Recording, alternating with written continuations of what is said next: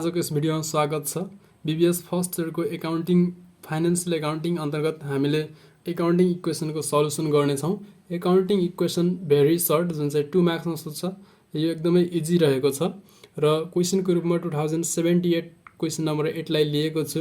The following information are given भनेको छ। Started business with cash ₹80,000 and goods ₹40,000 भनेको छ।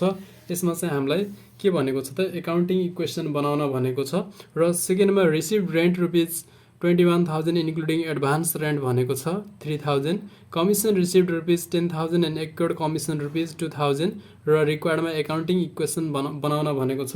अब यसको हामी स्टार्ट गरौँ। एट फर्स्ट हामीले यसमा के गर्नु पर्यो त एट फर्स्ट सिरियल नम्बरमा हामीले लेखौँ ए।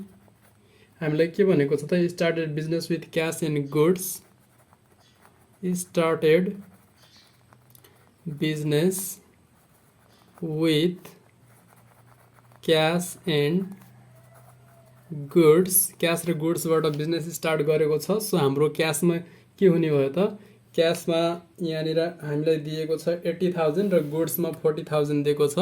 सो एसेट्समा 80,000 क्यास र 40,000 गुड्स हुने भयो। त्यसपछि लायबिलिटिजमा केही पनि असर पर्दैन र हाम्रो इक्विटीमा के हुने भयो त यहाँनिर 1,20,000 दुइटै जोडेर हुने भयो। त्यसपछि हामीले यसमा चाहिँ ओपनिङ इक्वेसन अथवा बिगिनिङ इक्वेसन फाइन्ड आउट गरौँ। बिगिनिङ इक्वेसन भनेर हामीले यसमा के लेख्न सकिन्छ त यहाँनिर 80,000 प्लस 40,000 गर्दाखेरि 20,000 हुन्छ। हाम्रो यहाँनिर 20,000 1,20,000 एसेट्सतिर इक्वल टु यहाँ 0 प्लस 1,20,000 इक्विटीतिर। त्यसपछि बी नम्बरमा भनेको छ हामीलाई यहाँनिर receive rent ₹21,000 including advance rent 3,000 भनेको छ। सो अब यसको हामी सल्युसन गरौँ। Rent received including advance, rent received including advance भन्न सकिन्छ। अब यहाँनिर रेन्ट रिसिभ गर्दा इन्कम हुन्छ, सो प्लस हाम्रो 21,000 हुने भयो। त्यसपछि एडभान्स रिसिभ गरेको छ 3,000। एडभान्स भनेको हामीले पेमेन्ट गर्नुपर्ने हुनसक्छ, सो यो लायबिलिटिजतिर जान्छ भने अब 21,000 जुन रिसिभ गरेको थियो यो चाहिँ हाम्रो के हुने भयो त 21,000बाट 3,000 घट्ने भयो, किनभने 3,000 पेमेन्ट गर्नुपर्ने पनि हुनसक्छ एडभान्स रिसिभ गरेको कारणले गर्दा। सो 21,000 माइनस 3,000 गर्दाखेरि 18,000 हुन आउँछ।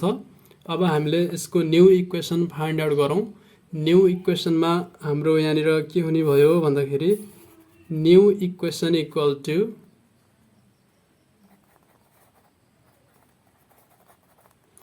1,20,000 प्लस 21,000 गर्दाखेरि 1,41,000, यतातिर 3,000, 1,20,000 प्लस 18,000 गर्दाखेरि 1,38,000 हुने भयो। त्यसपछि लास्ट रहेको छ सी नम्बरमा हाम्रो कमिसन रिसिभड इन्क्लुडिङ के रहेको छ त यहाँनिर 10,000 कमिसन रिसिभ गरेको छ एन्ड एक्योर्ड कमिसन 2,000 रहेको छ। एक्योर्ड कमिसन भनेको बक्यौता कमिसन रहेको छ। सो यसको हामी इक्वेसन तयार गरौँ। कमिसन रिसिभड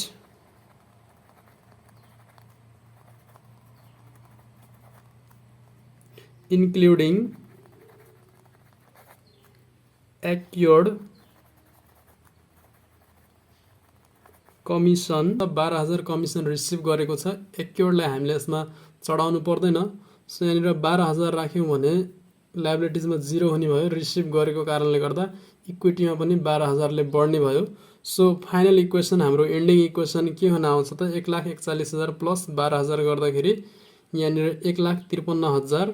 त्यसपछि हाम्रो यहाँनिर 3,000 को 3,000 भयो र 1,38,000 प्लस 12,000 गर्दा 1,50,000 हुन आउँछ। यसरी हामीले यसलाई सल्भ गर्न सकिन्छ। अब लागौँ अर्को क्वेसनको सल्युसनतर्फ। यसै गरी क्वेसन नम्बर 2070 हाम्रो 7 मा के छ त started business with cash ₹1,00,000 and goods ₹50,000 रहेको छ। अघिको जस्तो हुने भयो यसको इक्वेसन चाहिँ। Started business with cash, started business with cash and goods. यहाँनिर हाम्रो क्यास कति रहेको छ त हाम्रो क्यास रहेको छ 1 लाख र गुड्स 50,000 रहेको छ। त्यसै गरी लायबिलिटिजमा 0, यहाँनिर 1,50,000 इक्विटीमा आउने भयो। त्यसपछि यसलाई चाहिँ हामी बिगिनिङ इक्वेसन भनौँ।